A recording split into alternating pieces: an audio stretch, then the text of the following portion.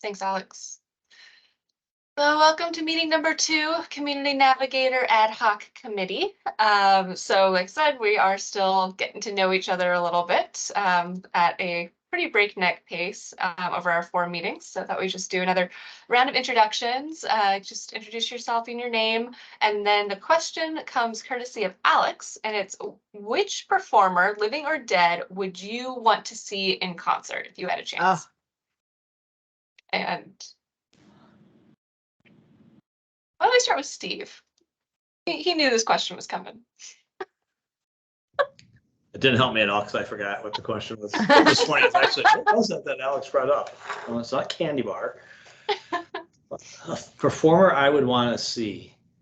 I think I only would want to, well, a couple of reasons, but I think it'd be cool to see Elvis. Not that I'm a huge Elvis fan, though when I was little, I used to try to impersonate him in front of my whole family when I was like 9 or 8. But my grandpa, they were in Vegas one time, and this was before lots of security. He had to go to the restroom or something. He stumbled into Elvis's area and like ran into Elvis. And so I've always remembered that story. So I don't know if it's as much as the performer, as much as just that story has always remained with me since I was a little kid. So I'm gonna say Elvis. Plus, I'm sure it would be a pretty cool show. Love that. Alex, it's your question. Go ahead. I forgot that I said that too. But I mean, yeah, I could spend the entire time talking about this, but I won't. But live music is one of my favorite things to do. I think today I'm going to say Eartha Kitt. I don't know if people here know Eartha Kitt. She's a jazz singer from the, I don't know if she's still alive, but she was alive somewhat recently. But really popular in the 50s and 60s, jazz singer, and subversive and funny and sang in French and just like very cool person with a great, unique voice. So I'll go with that. Valerie. This is such a hard question.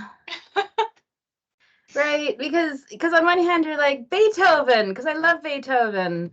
But I think sort of similar to Alex, I would pick Josephine Baker. Because she's so iconic and she was an amazing performer at a time when it was very difficult to do what she did in the United States. So that would be my choice. Although if you gave me 20 minutes, I could come up with a list that's like 50 to 100 people long. So Kelly. This is a hard question, Valerie. Thank you for noting that. There's so many, I don't know how to choose, but I'm gonna go with my gut and say probably Dolly Parton. You know, yeah. She's just like my grandma used to sing her songs, and so like just listening to her sing makes me, her old stuff, like it makes me think of my grandma, and I love her so much. So I know she's still alive, so there is always a chance, but you know, you never know. That's so cool. I cheat a little bit. For me, it's always Taylor Swift. I've seen her in concert before. I missed out on the Eras tour because I was one of those people who does not have fond feelings for Ticketmaster anymore. Yeah. But yeah, it's always Taylor. I will say though that I was buying a hamburger for dinner the other night at late lunch at the Bailey's Burger place. And one of the guys behind the counter started singing along with the country music overhead, and he was really good. So, so even non-famous folks are pretty impressive. I love that. Well, let's get started into the meat of our evening. Let's do it. So, got a couple of slides, but we're not going to spend much time on them. Alex. And it looks like Jimmy is just trying to find the link, so I'm going to send that to him, but he should be joining shortly. So Great. Let's wait a minute then. I'm sure he's got a performer that he would like to go see too.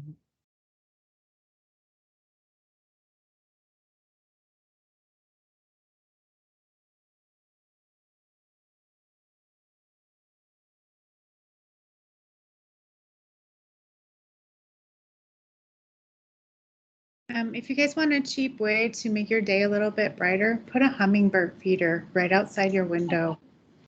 Like I'm just like all day long. Ooh, another hummingbird. I have a bird feeder outside my home office window for that exact reason. I don't know why. It's just so much fun to watch. They're just so happy. I mean, compared with all the stuff I deal with on a daily basis, they're just like, oh, there's bird seed. You know, and they get to watch the squirrels hanging upside down trying to rob the bird feeder, and that's pretty entertaining too. Sadly, here we're downtown, and so we have the red-tailed hawks like to dive bomb the building. But that's really the only birds that we get around here. So, Where are you down? Jimmy, Oh, hi, Jimmy. Hello, everyone. welcome. Sorry, Hi. I Happy Tuesday. had a little tech issues, but I'm here. No worries. Glad you made it. So we were just finishing up our icebreaker and our icebreaker question, and everyone else technically had a chance to think about it, even if they had forgotten that they had a chance to think about it. But so our icebreaker question is: if there is one performer living or dead that you could see live, who would it be? Sam Cooke. Good choice. So real quick around the room, Steve, you selected I said Elvis. Elvis, Alex, Eartha Kitt. and Valerie, Josephine Baker. Kelly, Dolly Parton. and I said Taylor Swift. That's our room. Awesome. All right, so let's get into the meat of our meeting. So we sent out this information over email, but just to review, and we've talked about this as well. Purpose tonight in meeting number 2 is to identify the gaps that exist in city services that directly impact underserved communities. And we're working to center Tigard's communities of color and immigrant communities. And this is due to this origination out of PSAP, as well as the city centering race in our equity plan. And just want to acknowledge that this is going to be a very negative conversation. This isn't a positive one. I tried really hard to come up with ways that you can identify gaps in positive ways, and it's not. So we're just going to live in that space for tonight, while acknowledging that after this meeting, we'll be working on solutions and get to a much more positive space in the long term. And that this also falls into line with the city's equity commitment declaration. I realized we hadn't talked about that at all in our last meeting. So Alex, who was involved in the creation of this, is going to talk a little bit about its origination. There's a sentence underlined in here too that I think really plays into our work here today. So Alex. Yeah, so this was brought forth by Kurt Junn, who is, all of you know, I think, our diversity, equity, inclusion, and belonging manager. So he really gets the credit for it, but he did pass it to the equity team, and which I sit on along with about 10 or so other teammates at the city of Tigard.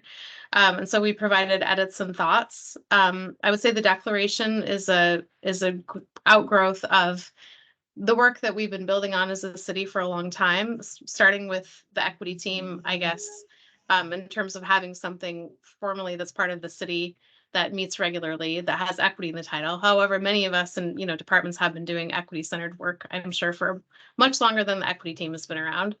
And then Kurt's position was added somewhat recently, a little over a year ago.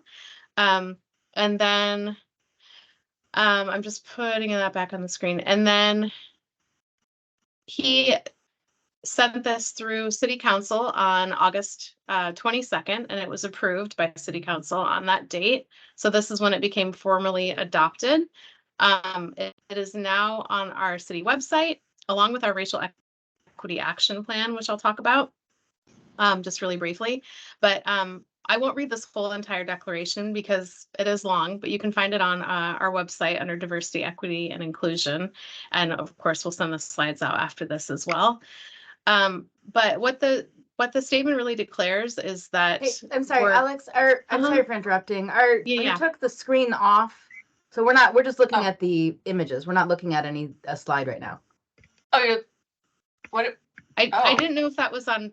Yeah, if that was. Yeah, I took it down because I thought that we weren't going through it, but I can put it back up for sure. Yeah. Thank you. Okay. Yeah, and I won't read the whole thing, but Right. but I'll give us a second how about first I'll just give us a second to kind of read it silently. And then I'll just talk a little bit more about that before we move on. And any questions, of course, too.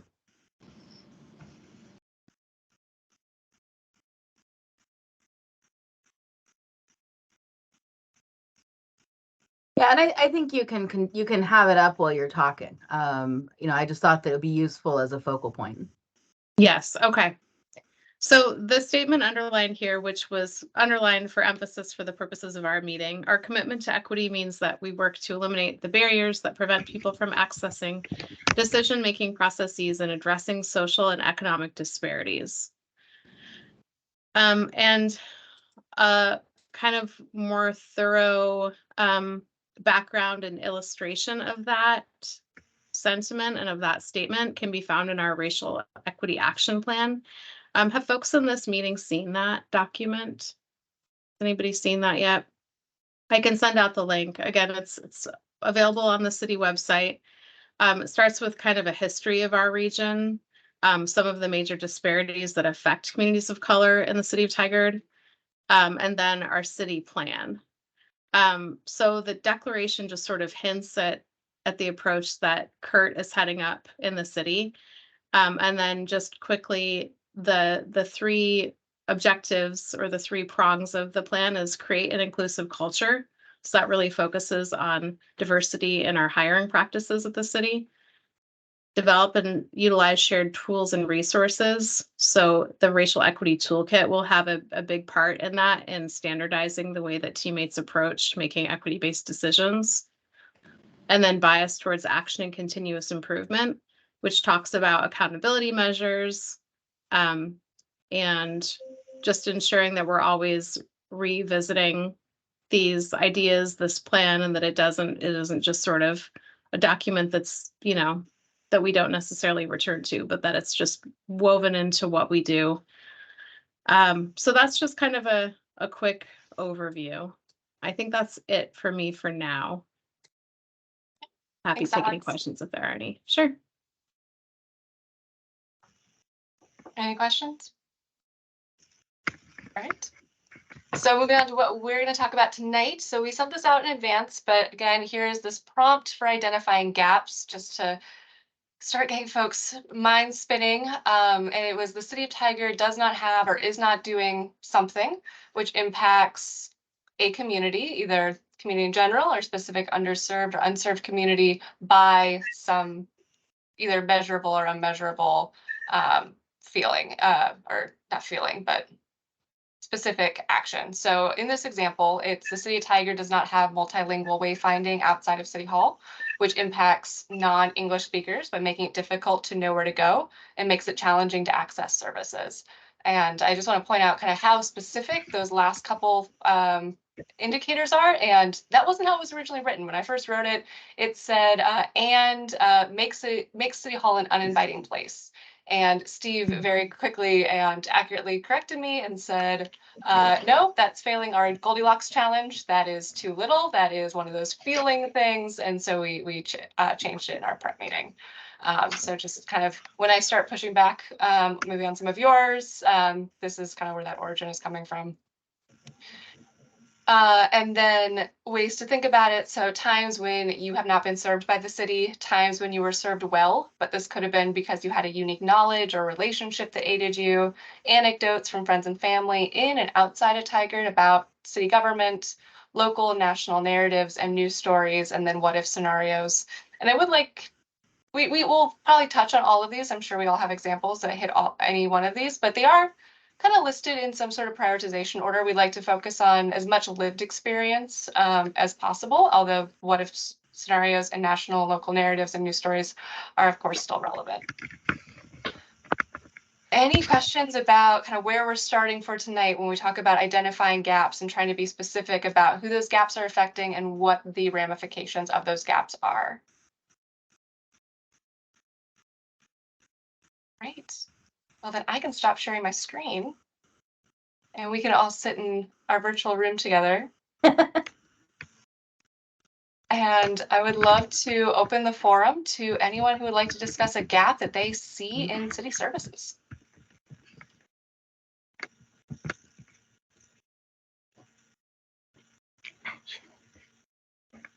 So I before we get too deep into the weeds here, because I think that this question invites a lot of very deep weed getting.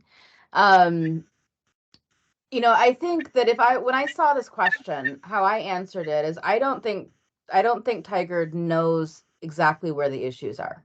So, in the statement of race, the statement that you just had up on the screen that Alex walked us through, one of the I also have boxes all around me. One of the things that as an aspirational statement that was developed, is this idea of continuous monitoring, right? And continuously knowing how to identify gaps in city services. One of the things that really struck me about the last discussion that we had was, representation matters from an ethnic perspective, from a racial perspective, because if I am a half Japanese person, and I get frustrated by something, I can tell you that I'm frustrated by this thing, that I've been poorly treated or whatever. That doesn't happen very often because I'm pretty vocal when I do get poorly treated, but there are other folks who have less privilege than I do, who might be intimidated by that situation. And I think what we have principally is it's not a specific granular defect. And that's part of the reason why we had talked about the role of the ombudsman, because it's more of we have, Eastern European origin, people who appear white, who are, have language barriers that you can't talk to people in City Hall about. We have, people who are indigenous, who have access issues. We have, people who have different physical abilities, who may have, issues that are not addressed by the city's very good efforts at ADA compliance. And so it's situations like that. It's the not knowing what we don't know problem that I think gives rise to more gaps, because we are coming from a place where I really believe that the City of Tigard staff and employees are well-intentioned. And if someone comes to you and says, here is a problem, then they're going to be responsive to that and say, okay, well, how do we solve that specific granular problem, right? But if I were to answer this, I would say, the problem the City of Tigard has right now is that it doesn't know what it doesn't know, and it doesn't have an easy generic access point or person or set of combined responses for outreach that address these access gaps, or help them identify these access gaps. And what that leads to is we have populations, for example, indigenous populations or differently abled populations that may be struggling, that we don't know how to reach out to, and that are not talking to you and telling you this is a problem. And one of the things that really struck me when I was looking at the report from St. Anthony's too was, access for seniors. I think, the senior population has needs that are potentially different depending on their different, physical and, economic abilities and situation, than the wider Tigard population. So once we start paring it down into these different groups and we start thinking, okay, well, how do these groups access services? Then I think that those gaps appear. But that is a series of listening sessions, and really structured listening sessions, plus a sharing of best practices amongst the Tigard employees. I don't think's happened yet. So I think, in a certain sense, my feeling is that this question is a little bit premature, because I think that we're not at that level of granularity to where we can say, okay, here's the problem, go forth and solve the problem. I think we're identifying, like, how do we identify the problem? What is the role of someone who would serve in a navigator position, and how do we use them to fill these gaps? And I think that Tigard's been really good about being proactive about hiring, racial and ethnic minorities and people from different economic backgrounds. But I have a lot of privilege, right? I'm sitting here in my office on the 38th floor of a skyscraper downtown. And so my perspective is going to be very different from a first generation Asian immigrant who works retail, on 99W. I mean, there's a qualitative difference in our lived experiences that I can't speak to. So I can say, when I go to H Mart or when I go to these shops, here's what I observe. But, again, that is not my community of origin. And while I can have a conversation with people about that, it is a very different phenomenon. So that's what my thought about the question. Sorry, that was long-winded. No, that's very helpful. Jimmy, would love to know any of your thoughts on the question. I'd love to just say ditto. And I mean, that's one of the things, Valerie, that I just love listening to you, because you really encapsulize what, a lot of what I think relative to when an organization comes out and says, you tell us what the gaps are. And I think that's good on the part of the city to ask that question. But I also think that it's a two-way street. If you haven't done your own homework, don't ask me to come in and give you assistance. So I would say and I don't mean to say that, make it sound in a negative sense, because I agree. I think the city has been doing a lot of good work. I mean, I think when I sat through PSAB and the Chiefs Advisory Group, I recognize that they're taking forward steps, and I'm very appreciative of that. But I want to know, as a community member, what do you identify as the gaps? You can look around your organization and you can say, well, what does our ADA compliance look like? What does our focus on equity and diversity look like in real time?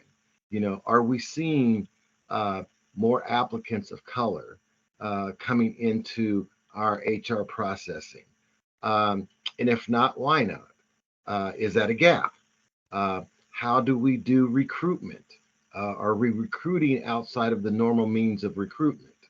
Are we utilizing our employees who know people in their own community group and say, can you be our recruiters for us? Yes, we have a recruitment department, but if you're a person of color working in public works, we have a entry-level position. Do you know someone that might be interested out of your community in this type of position? Does that happen? Does the city say, let our employee? It's kind of like I was talking with a family member about this the other day. It's kind of like Nike. When we put on Nike equipment, it has Nike blazed all over it, and we become the advertising model for Nike.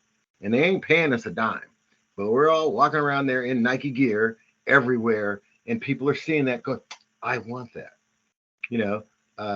Similarly, if I'm a city employee and I know that there is an entry-level position, as I said, in public works, I should be able to walk out there and say, hey, I'm with the city of Tigard, and I know that there's a position open here for a groundsman or a grounds person. If you're interested in that, here's a way to here's an application. Here's the person you go talk to. So I would like to see, what efforts the city is utilizing to identify, what they consider or what employees consider as gaps. Because I think at that point in time, they become the canary in the mine, because they can then tell you what they see as potential gaps. Can I add one thing to that, Jimmy? Of course. Because I think that you raised such a good point that, like someone who is within a community will have a different perspective than those of us who are not within the community. I think it's also how we define those communities is very important, because I know from my own family experience, we have very different perspectives between, first generation immigrants and folks who've been in the country for, 4 generations. I'm 4th generation Japanese American on my dad's side.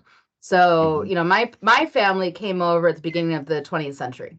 We have Hispanic families in Tigard who may speak Spanish principally as the language of origin, but who have been in the country, for 100 years. Their families have been in the country for 100 years. So their experience is going to be very different from a recent immigrant from Central and South America, or, someone who, has a very, and I think of this in terms of interactions with the police department, because someone who's coming from a environment where there's very negative consequences to reporting a crime is going to have a different interaction with government, even though they are part of that same original Spanish speaking population.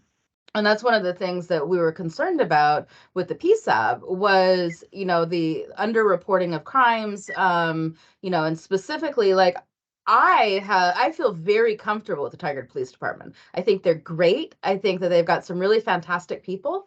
But my origin does not involve that fear of the police that I think some recent immigrants may have. So, so I think even within those communities of color and ethnicity, there can be, different perspectives. Thank you. That's helpful. Steve, Jimmy had raised kind of the question of how are kind of employees informing our work in this process? I know there's a lot of ways that we are involving our teammates. Could you maybe speak to some of those? Yeah, happy to. Thanks, Valerie. Thanks, Jimmy, for your initial thoughts there. I may jump around in this, but the one thing I heard from Jimmy is, thinking about our hiring practice and processes and how are we seeing, how are we doing better in that area. So let me start with the Racial Equity Action Plan. If you go into that, you'll see there's three main goals, and then there's the actions under each one. And as a leadership team, we decided that even though as the document was developed, it was maybe a medium-term goal. Don't quote me on that, but it wasn't a high priority goal. But we decided that we were going to first work on how do we ensure that our team, the people that we employ, continue to have a more diverse representation. And so fortunately, the last couple of years, our stats show that has been happening. But I think, Jimmy, you might have been in some of our leadership team meetings, because the way you were explaining things, you're sharing your thoughts, is the exact conversation that we had sitting around the table at the library, talking about what are the different things that we need to be able to pay attention to. And so obviously we start with the data first, right? Let's start with some of the data so we can make sure we're not just working off of assumptions. So we've been very intentional in that area. Our human resources department, one of the first things that we worked with just our public works and library were the first two, was looking at our actual job descriptions. And we started to change things like minimum qualifications and really ask ourselves, why do we have those in our qualifications, right? And are we putting up artificial barriers to people even wanting to potentially apply for a job here? Because they look at it and say, well, that's not me. I can't work there. And so we've made some changes in a variety of positions, but you referenced some positions in terms of some of our maintenance related ones. This is just an example where we started to review the minimum job qualifications. We've talked about process. We've looked at the various phases of hiring. And so that starts with just the announcement, right? Making the awareness out to the community, out to the world that we have this job, to the application process itself, to how are we reviewing applications that come in, how are then we having the interview process. Right? So there's each of those, and how are we doing, and looking at the data from who's applying and then who's kind of making it through our process and where are they falling out. So that's all the stuff we're kind of currently talking about as just some examples. The other part of that is not only do we talk about our own team, but we talk about kind of the region reputation. We need to have a strong reputation as an employer of choice, if you will, for people to want to work here, to want to wear Nike, right? To your example. Mm-hmm. One of the things that we talked about was, well, who are those people? And we said, well, our teammates are a key one. And I'll give you an example of how it's working, because when I first started here, one of the things we started was a monthly new teammate meeting with me. So just whoever's joined us, we just meet and chat. There's no agenda. The last 2 months, I've had teammates, new ones, that are sitting there saying, I learned of this position and was encouraged to apply by someone that works in Tigard. And so they either had a connection somehow, but it was exactly what you just said. And so I said, that's great, because we just have been talking about it. To hear it from you is really helpful, that it's happening.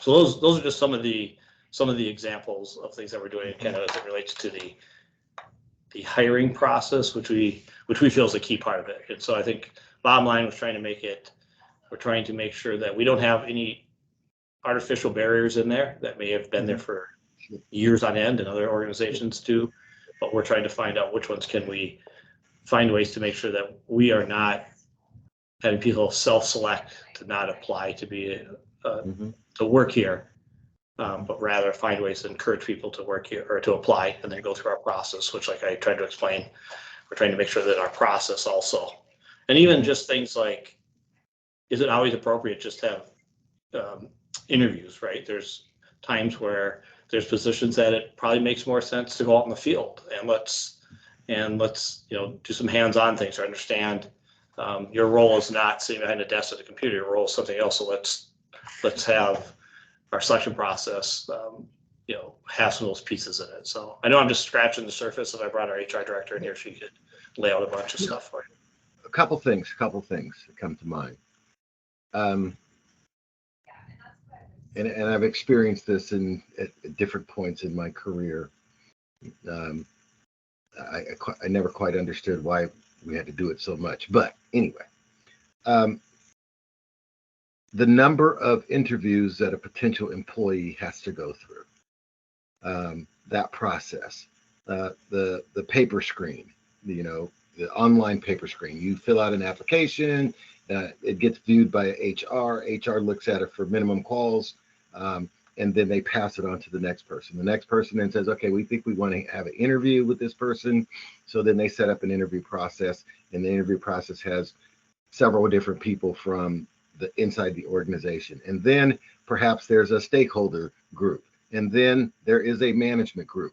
And suddenly that one application may end up with 5 or 6 different interview panels. There's a point in the process where you say, how many interview processes does this individual have to go through? That's one thing. And then on the back end, does the city utilize exit interviews? Do we know why people leave? Sometimes people leave of their own accord. Sometimes they leave because they found a new position. Sometimes they leave because it was for the good of the organization. So, those kinds of activities inside the hiring process. I'm not saying that that's necessarily a gap, but it's just something that, as you were speaking, that kind of boiled around in my head. It's the avenue to look internally.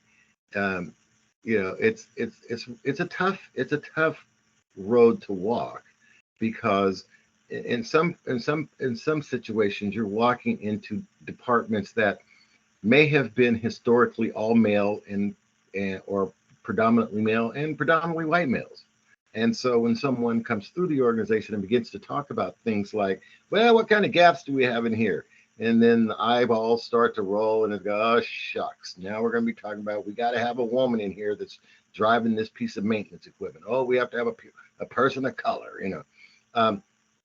And those little things can impact whether or not an organization is really connecting to the concepts and practices of diversity, inclusion, and equity. We don't know that until you kind of get into the process and you start looking, and then you can identify where those little bumps in the road may be. I'm not saying that that's happening at Tigard. It's certainly, I know in my own experience, it has happened in a number of organizations, from both nonprofit organizations, large nonprofit organizations, to medium-sized municipalities up until larger municipalities. And not just, in our local area, but, in my experience throughout the country as I've gone around doing some stuff. So I do feel that, if we're going to ask the broader community about what they see as gaps inside of the city, that the city meets that process internally to identify that as well. We may find that the community's view of gaps is totally different based on their experiences and knowledge of the city than that from someone that's internal to the city. But I think, once you look at it, I think it gives you a better picture, a bigger picture of what is it that we need to do. When I talk to my folks in my neighborhood groups or just folks that I hang out with, they don't have a clue as to what the city does. I mean, they know that, well, they're responsible for picking up the leaves. And then, of course, they'll have issues about that. Or Steve, when we were talking the last time we met about the stoplight at 108th and Durham, why does that thing take so long to change when I'm sitting trying to go from 108th to Durham? It seems to take 5 extra minutes or whatever. They're not sure who to connect with on things like that. In their mind, if the city is responsible for monitoring that, how often do they monitor it to determine if that signal light is actually connected to the amount of traffic that seems to be going between the hours of 7 o'clock and 8:30 and then 3:30 and 5:30. So simple things kind of like that. And actually, Val, would you mind? Kelly's had her hand up and then put it back down. Oh, okay. Hang on. Can you guys hear me? Yeah. Yep. All right, 7 seconds. I'm going to remember that forever. So if I can just take a minute to take a step back real quick, I just want to make sure that I'm capturing everything in my head. So what I've heard so far is that there's a question as to how does the city of Tigard currently identify gaps? And that's sort of a two-pronged question. How do they identify gaps from a internal team perspective and also from the broader community? And then, Steve, what I heard from you is that the way that they're starting to try to address gaps from an internal team standpoint is process-driven. And my question to you is that process-driven process, is that being informed by the DEI manager as well as the team members who are spotting those gaps? And then as far as, I think that's it. Am I missing anything? I don't think so. So I've been taking notes on a whiteboard as we've been going through. And I think you captured, Valerie and Jim are laughing at me because I've done this so many times in other meetings. But so I captured a couple different kind of areas where we've been talking. So and Kelly, I think you summed this up really nicely as the core message I'm kind of hearing is that the city of Tigard does not have an established structure and process, or does not seem to, or the perception at least is that there isn't, for identifying and measuring gaps in service for unserved community members. And then we also heard that I don't think Tigard knows what the gaps are. It's not a specific granular defect. So folks are well-intentioned, want to help, but may not know how to do so or do so at a similar level. There's a lack of process for continuous monitoring and improvement, lack of internal structure to identify and bridge gaps. And then you also came up actually with a whole bunch of specific examples that I've also been collecting as we were going along. That's things like community members don't know who to contact about traffic concerns, and we could expand that to many other city functions. Access issues for disabled community members, Indigenous people with access issues, misunderstanding / no understanding of what the city government does, language barriers, folks with less privilege who may be intimidated, our hiring process, paper screens, multiple interviews. And then there's a couple lingering questions of which I still need to add yours here, Kelly, which is, does the city use exit interviews? How are teammates empowered to identify gaps? And then what was your question, Kelly, for Steve? So my question for Steve is, does the DEI manager have input, or is he involved in that process when you're talking about sort of refining different internal processes, like Steve gave the example of interviewing and hiring, if the DEI manager helps with that to make sure that our hiring process is an inclusive one? Yeah, so there's a lot here to unpack. Do you want me to jump in, or did Valerie? Yeah, why don't you answer that question, and then we'll go to Valerie, and then we'll come back to the whiteboard. Okay, so I need to step us back a couple of years ago. This is PSABs occurring, so there's a process going on there. We internally knew that a high priority, and it was the highest priority of the leadership team, is that we needed a diversity, equity, and inclusion manager here to, bring expertise, bring the experience, help guide us as an organization, just like any area, right? We need expertise to help guide. But one thing we always said, it's not on we have to make sure the organization knows it's not on the shoulders of one person, right? We can't set someone up for failure. So then now we have one, Kurt. Kurt joined us, and I think, well, he did, in my opinion, from my observations, there's three things that he did when he first joined it. One was he started to have a lot of conversations with people, right? A lot of people in the community or in the organization, but a lot of people in the community, and probably some on this call today where he met with you just to say hi and get to know you and have coffee. He also did his own internal assessment, talking with many teammates throughout the organization, from leadership team to just teammates throughout the organization, and came up with his own self-assessment of what he thinks his organization needs. A lot of it internally focused, but broader as well. And the other thing he did is we were, I'm gonna say, a year into the creation of the racial equity action plan. Kurt joined us, and we said, okay, Kurt, this is gonna be a main document for you, so we don't want to just have it adopted before you have a chance to review it and look at it. And so he actually engaged in it, and we refined some things, but for the most part, it kind of stayed in the same shape, because there's a lot of work done by the organization. So there's a couple of us from the leadership team that were on it, but others throughout the organization were on it as well. So what I'm getting at is the majority of things that we've built now the last couple of years were founded and grounded in the organization, and now we're trying to execute on that. And so I think we've taken some significant strides in doing some of the things I'm hearing here, kind of the themes of looking at that self-assessment, what are the things that we need to do, and that's where, like in the racial equity action plan, when you look at the three main goals and then the actions and strategies for each one, that's how we identified what we think were the most, where there were gaps and things that we could do internally, primarily to serve ourselves, which, as we talked about last year at the budget committee, which we think then helps us serve the community better, right? And so things like you're going to start seeing, there's been a equity toolkit that's being created as one of our first things. We're doing a lot of equity mapping right now just to understand a variety of, and I think, Alex, you're part of this, right? That multiple variables that have a history of impacting communities, and so just trying to understand that. So these are just some examples. So there's many more. We've created an inventory of the things that our organization is doing. So this came from the organization through the leadership team to me, just a wide variety of, I probably have 10 plus pages of things that departments are doing to serve our community, which have originated through our community. So just some to answer your questions. And yes, we do exit interviews, Jimmy, just as a side note.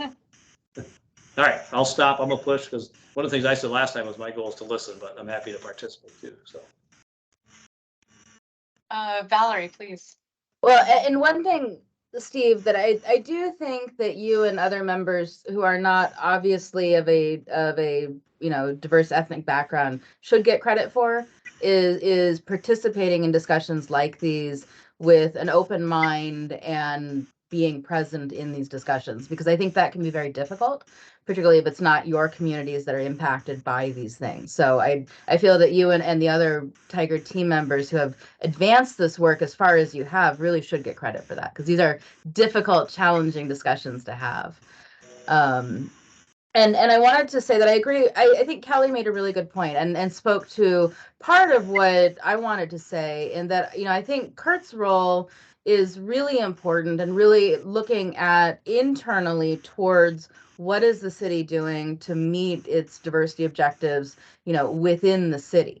And I think what we were talking about on the PSAB more was, externally facing. Are the things that we are doing internally as a city, are they having desired impact in the communities that we're trying to reach?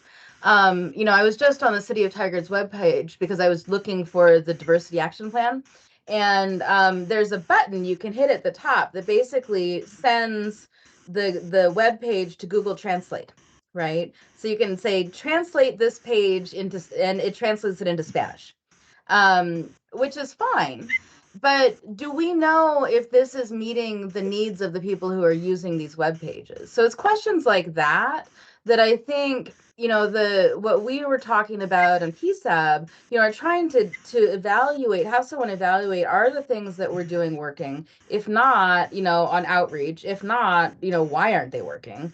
So we can just make sure that resources are allocated appropriately in the city to serve the populations that are going to need service. And I think that gets to what I had heard. I was out of the country, unfortunately, for the discussion about this position last spring. But I think we do exist in a universe of scarce resources, right? And so we have to make decisions about how we allocate those resources among departments and among populations and communities. And, so I think gathering that information is really important, and figuring out, okay, so if I am a native Russian speaker or a Ukrainian speaker, and I hit translate, does that accomplish what I need it to accomplish? Do I still have access to the information on the Tigard webpage? I mean, that's just one very small example, but I think it's something that was front of mind because I was sitting here trying to find the diversity action plan. So, so it's that external facing perspective that I think is really important and complementary to the good work that Tigard and the diversity committee that the city is doing.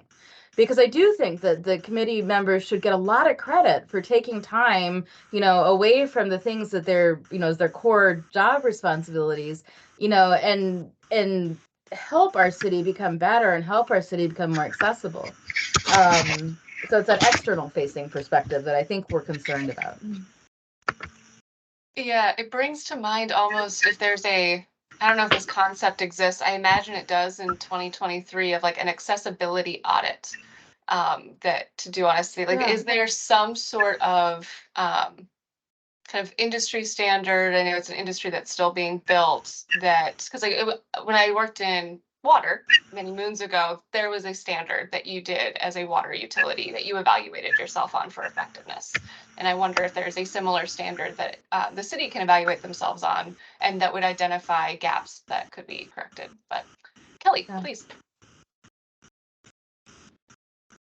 Yeah, I think you kind of stole my thunder a little bit. Oh, I'm sorry. My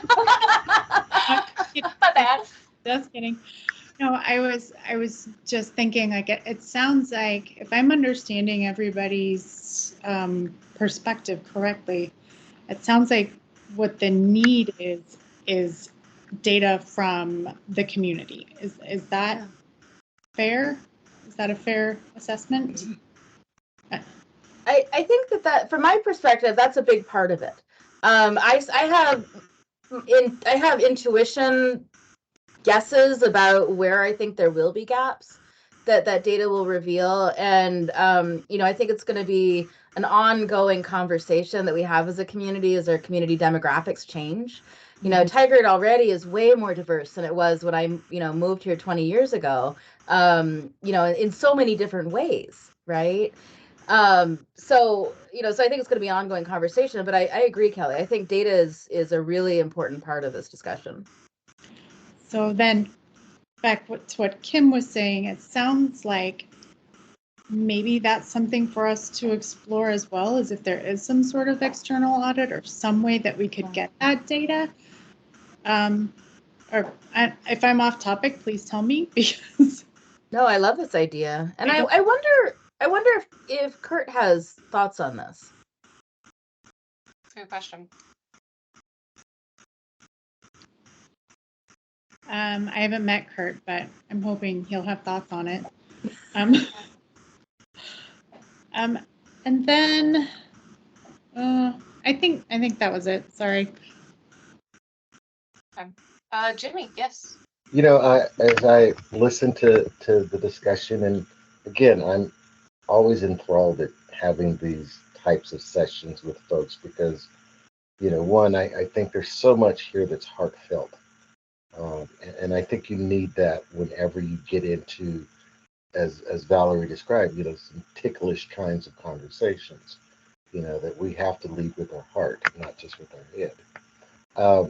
It appears to me that, we can try to recognize that when we speak about diversity, um, that we look at it in its entire scale.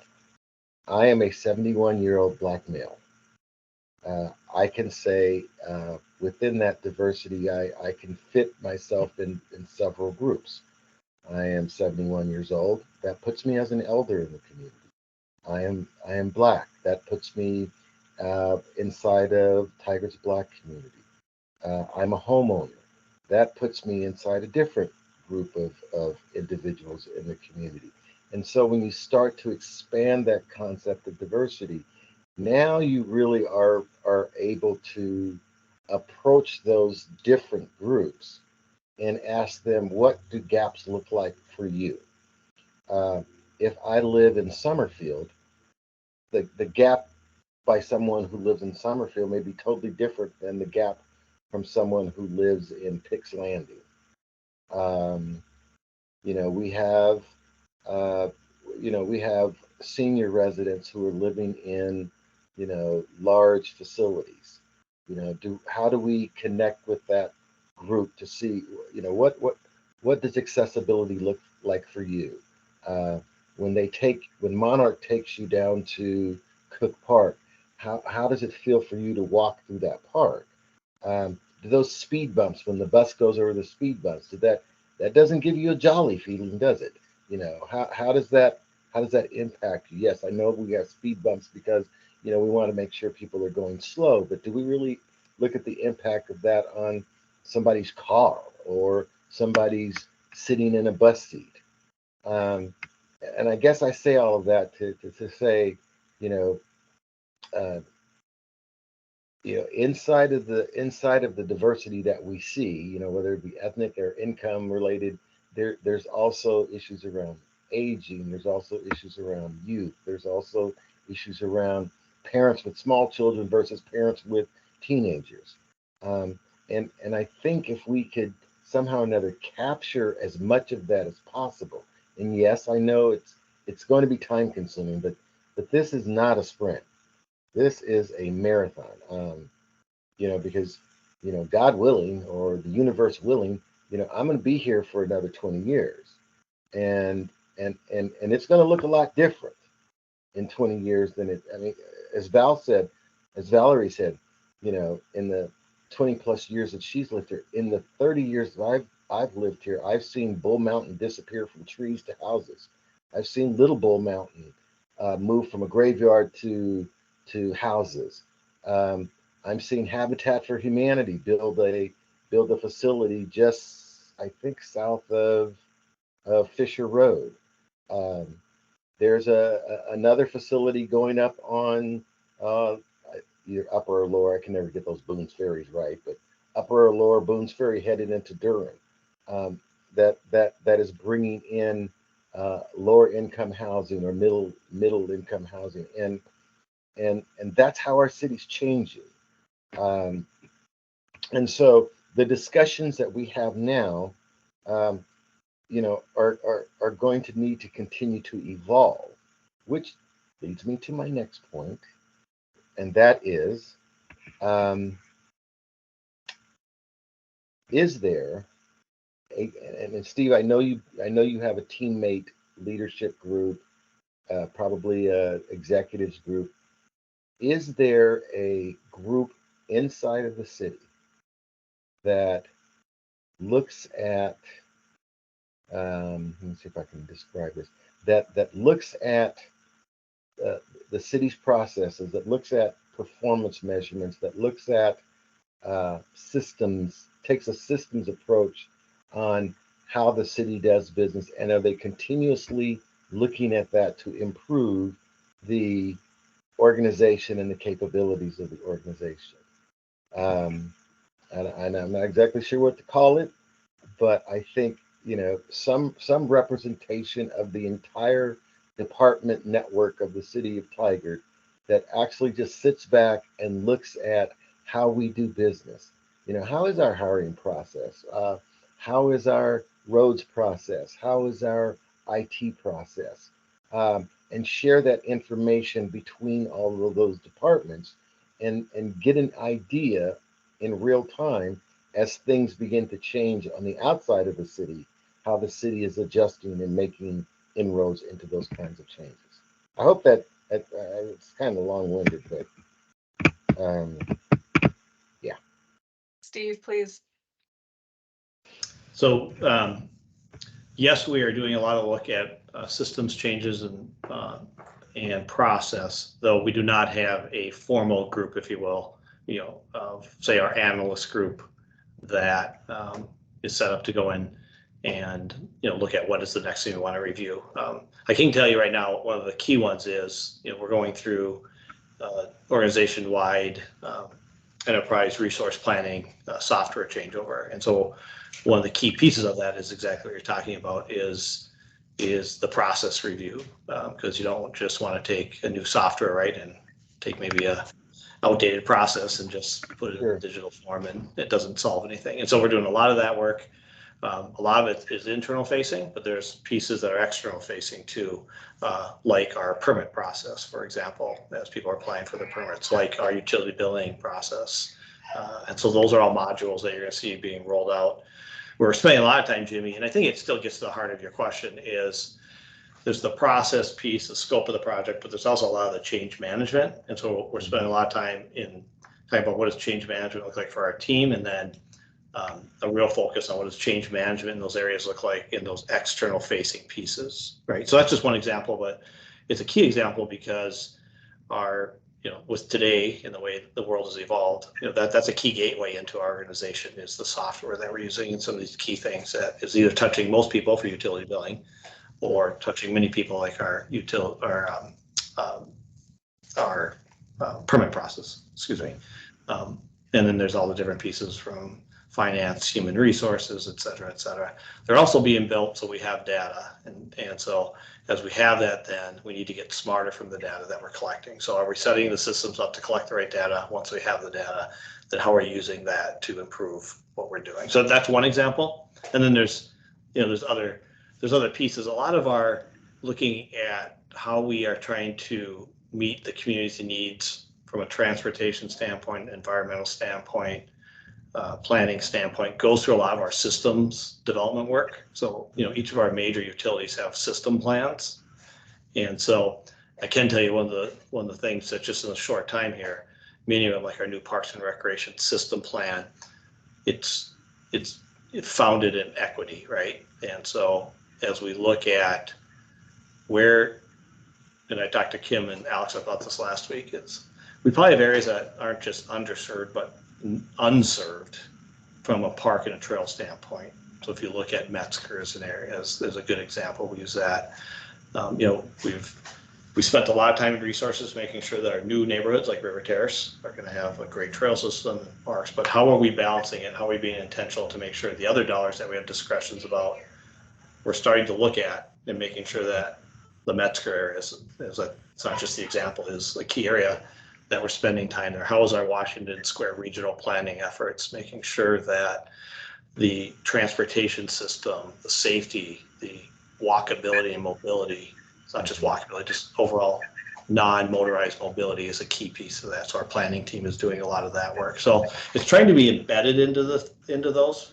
And that's important because, as you know from the work you've done, is those system plans then drive where we're investing and how we're prioritizing what we're doing. And so yes, it's happening. It's not happening the way you described in terms of having kind of that change management team that gets the next process to review and improve. I think the word that came to me just a few seconds ago, my brain is slow, is continuous improvement. Do we have a process set up that allows us to focus on continuously improving our connection to the community? Yes, it sounds like we have that in terms of what I would call the hardware of the city, the system planning efforts through the major departments, the the enterprise activities that you talked about, the establishment of a new management information system, you know, which is inclusive of HR and finance and all that other kind of stuff that you can get in a package deal.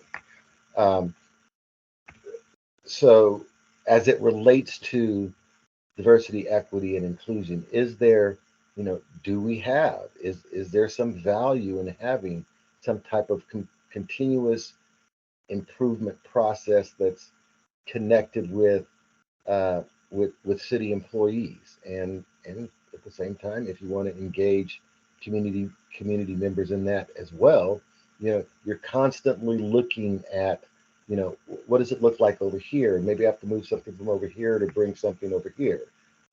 But it's all about improving our connection to the larger community. Yeah, so, you know, I think if we like step back to last week, and, you know, we selected 3 teammates to come. Other teammates are very interested in sharing their stories. And, you know, one of the things that either you or Valerie mentioned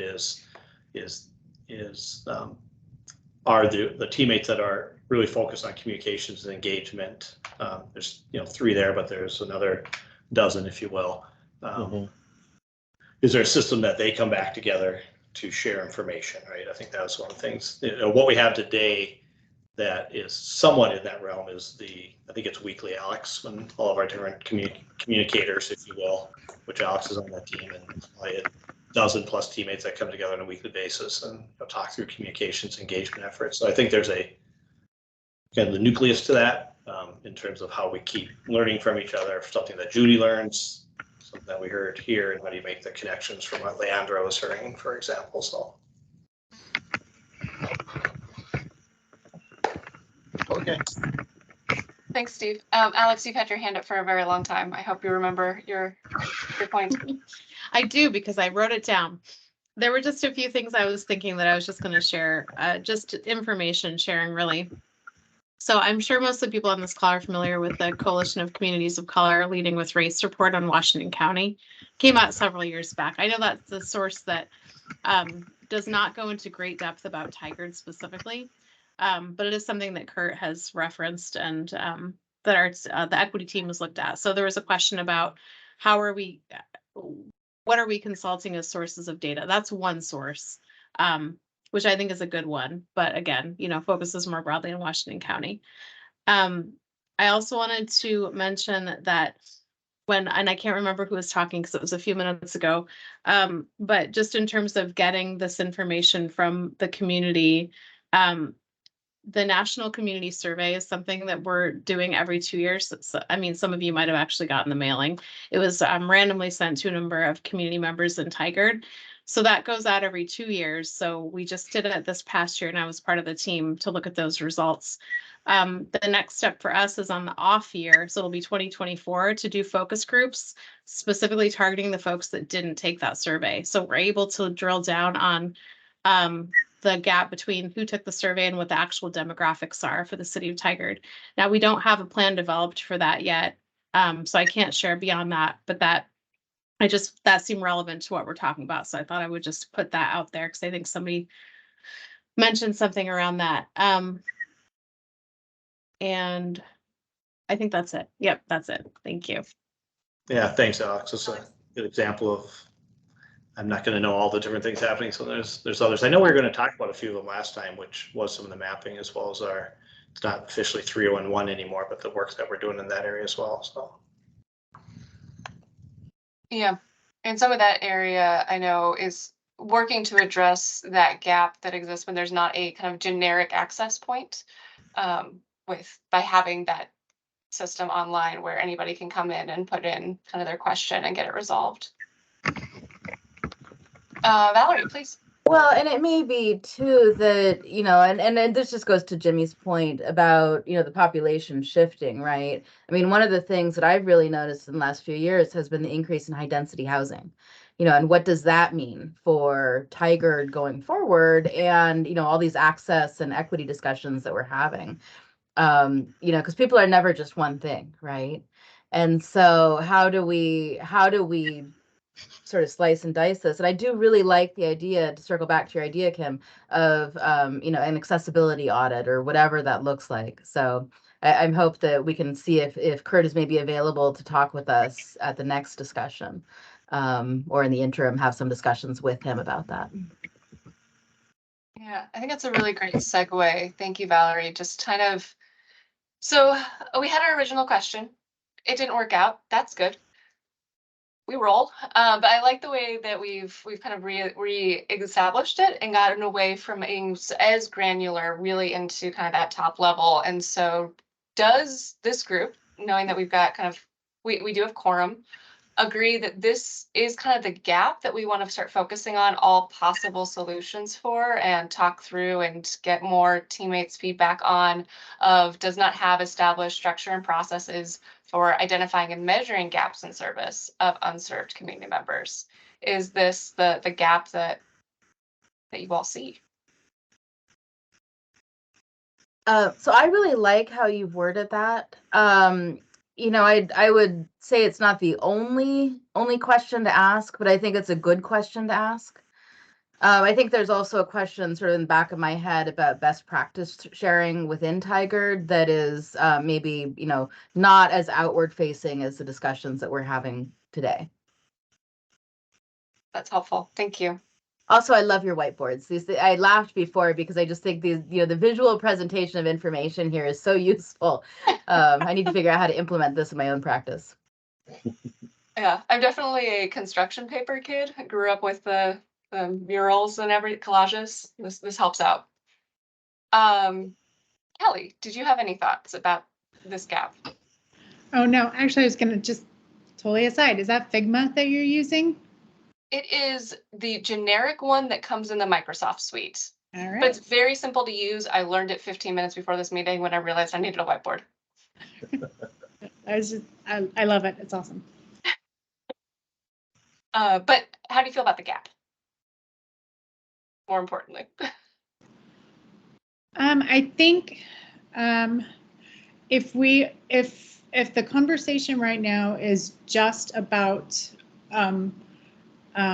externally focused gaps that are focusing on bringing data in from the community, as opposed to worrying about gaps that might exist in internal city processes, I think that this is a great question. That was a long answer. So, No, yes, great.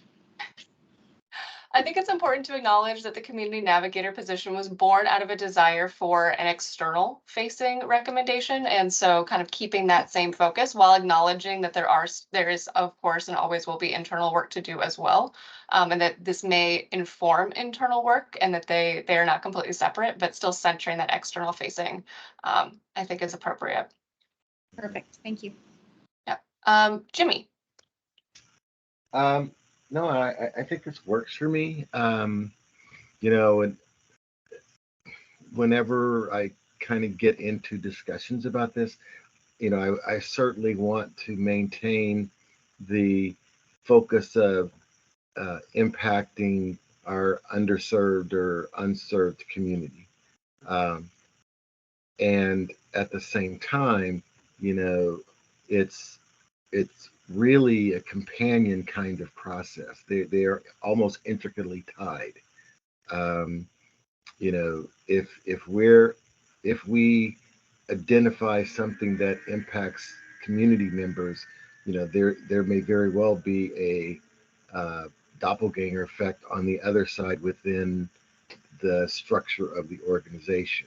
And if you impact one without attempting to impact the other, then ultimately something is going to get lost in the translation. So yes, I definitely want to maintain our continuing focus on the community side of this, because that's certainly where we started off with the navigator position, and also to inform our city members and the teammates that are there, that there's yet work to be done internally to prepare for the work that goes on to to be inclusive of community members. Something I remind myself of often is that those of us who work in the city are also community members. We're all Exactly. live, work, and play and worship, right? Yeah. Oh, any last thoughts on kind of that gap? Anything that you would like to add? Okay, so looking at next steps, at our next meeting, which is in 2 Tuesdays, we're going to really think about what the universe of solutions are. So I think we've kind of touched on a couple today, and I broke my own rule and started thinking about solutions. But let's all take some time. We've all identified this gap. Do your own research, your own thoughts. We will definitely touch base with city teammates. Valerie, thank you for your suggestion. And send you more information in the coming weeks. Sound great? All right. Thank you all for your time on another Tuesday night. Oh, Steve, please. Just maybe as we close this, we've referenced the document a couple of times, the Racial Equity Action Plan. And as I mentioned earlier, we've grounded a lot of our focus in that plan now because we spent a lot of time developing it. And so I think that'd be an important document, for this group to look at. It may answer even some of the things that were asked today, or give you a perspective on some of the things that we're focusing on. Not to say that we've moved them all forward, but it's what we thought we'd identify as the actions we should take, and now, making sure that we're putting the resources in those actions. So, so I think that'd be a good point to start as we start talking about solutions. These are things that we've talked about, and I don't know if we always. I think the Goldilocks rule might have helped a little in this document at some point too, because it's a little squishy in spots, but we're going to keep refining it. And as we've talked to the council, and I think Alex referenced it with the equity declaration as well as this, we said these have to be living documents. They can't be something that, right, they have to evolve over time. To Jimmy's point, as the or the community evolves, so do we. So anyways, I think that'd be great to get these out as soon as possible. They look like they're daunting. There's a lot of appendix information, so it's like the first dozen pages are the plan, and then there's a lot of appendix things. So just know that going in when we send it. Thanks. I'm not afraid of your long documents, Steve. I know your office. There's a lot of long things in there. Leah, nice to see everyone. All right. Have a great night. Thank you all. Have a great week. Thanks. Have Bye. a good one. Thanks a lot. Thank you. Bye. Oh, wait, hold on. Alex. Yes. I had a little bit of a challenge getting back in